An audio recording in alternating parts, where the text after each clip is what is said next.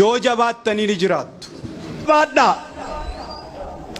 yoo jabaattanii hin saalfatamtu. Warri laaffate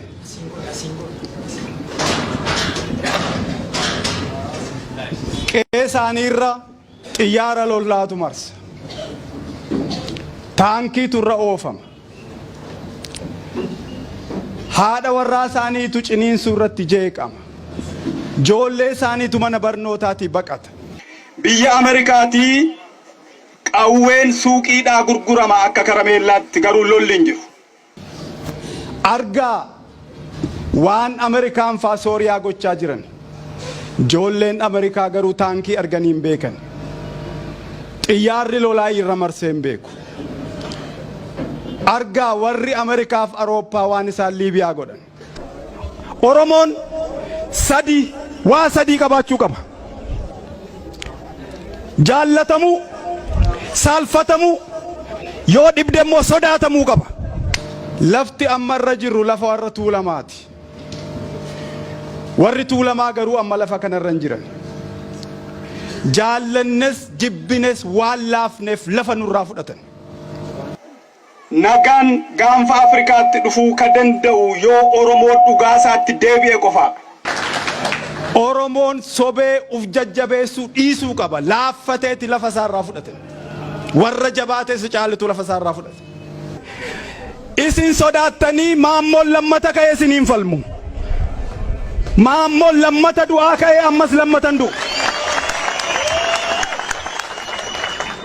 Taaddasaa Birruutu ammas du'aa ka'ee lammata akka du'u barbaaddu ta'ee hin ta'u, garbummaatti haftu malee.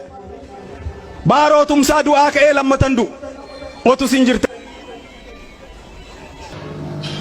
Hagam yoo hammaatus, hagam yoo hadhaa illee lafee fi lafa abbaa keenyaatti ni deebina. Warri Tigraay taankii hidhachaa jiru. Amaarri marfii hidhachaa jira. Sumaalee waan gochaa ture argitan dhageessani. Oromoo gajaraa irraa hiikaa jiran. Mancaa irraa hiiksisuuf seeratti baasan. Lafa Oromiyaa Oromoo harkaa qaba. Oromoon gosaaf qooda. Gosti balbalaaf qooda. Balballi dheedhaaf qooda. Akka Oromoon jedhetti qofa bulti. Warri obbolaa haadhasaa, abbaasaa, hintalasaa jibbee siidaa Minilikitti hirkatee taa'u hini dhukkubsatuu. Warri wal'aansa sammuu kennuu beekani wal'aanuu qabuu jenna nuti akka baa'utti. Filmaata sadiitu jira. Inni tokko akka Oromoon jedhetti buluu. Inni lama guddifachaadhaan Oromoo ta'uu. Inni sadaffaan biyya isaa gadhiisu. Oromoo Minilikis, Haayile Sillaaseenis, Dargiinis, Wayyaaneenis, Abiyyis qawwee hiiksiseera, garuu nagaa fiduu hin dandeenye.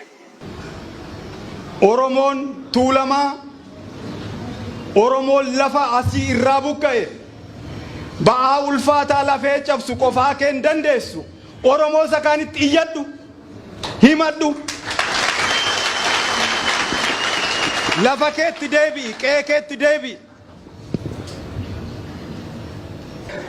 Ilmaan Oromoo lafa Oromoo irratti qotanii nyaatanii guddatanii badhaadhuu malee abbaan ta'e tokko lafa koo irratti mirga qaba jedhee lafa Oromoo gurguruu mirga hin qabu. Kan biyyi keenya nagaa argatu warri nu ajjeese yookaan dhadhabame yookaan yoo dhiifama nu gaafate qofaadha. Lafa irratti warra keenya lafa malee homtuu hin jiru. Lafa hin qabnu yoo ta'e homaa hin qabnu. Lafa keenyatti deebi'uu qabna. Keessummaan akka nuti jennatti buluu qabdi. Yookaan guddifachaadhaan dhufuu qabdi. Lafti Oromoo kan irratti badhaadhan, kan guddatan, kan irratti baratanii wal horan malee kan akka carqiitti ciranii gurguranii, kan abbaan feete suuqiidhaaf bittee fidde otoo hin ta'in lafee abbaa keenyaatu itti cabee lafa kana baase. Lolli ibiddi mootummaan Dr. Abiy ka Oromoo tokkoon hin deeggaramne, ka weerartoota lafa Oromootiin deeggaramu weerartoonni lafa Oromoo faayinaansii ka godhan, beekumsaan saappoortii ka godhan, qawweedhaan saappoortii ka godhan, ibiddi Oromoo irratti qabsiifame kuni gaanfa Afrikaa guba. Oromoon qofaasaan gubatu, qofaan guban. Dhugaa keenyaaf nagaa keenya barbaanna. Falmii gama hundaatiin amma karaa nagaarra jirra. Amma falmii karaa nagaarra jirra. Falmii karaa nagaatiin lafa keenyatti deebina. Han akka Oromootti nagaa jaallatu hin jiru. Han akka Oromootti lola sodaatu hin jiru.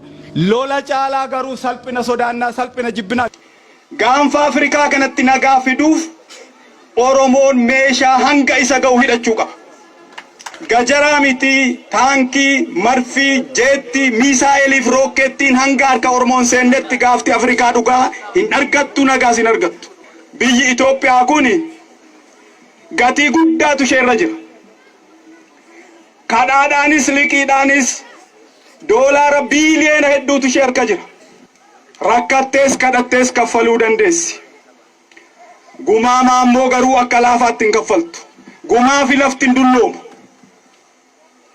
Gumaa fi lafti filannaan nagaa barbaaddi. Nagaa fi qofaan jiraatan. Dhumarratti kan isiniin jedhu dargaggeessi as jiru kun gatii baastan situ beeka. Dadhabbii faajii keessan situ beeka. Ammayyuu galmaan hin geenye. Oromoon dargaggoon uf qopheessaa. Lafti tuulamaaf haa deebi'u. Ilmaan Walloo halagaa jalaa ba'anii Oromiyaa jalatti haa bulanii. Hidhamaan atattamaan haa hiikamu. Komaandi poostiin Oromiyaa irraa haa ka'u. Lolli nurratti labsame haa dhaabbatu. Yoo kuni ta'e Itoophiyaa waliin jiraachuu dandeenya. Hankanaanas adda gallaa, adda godhadhaa galatooma.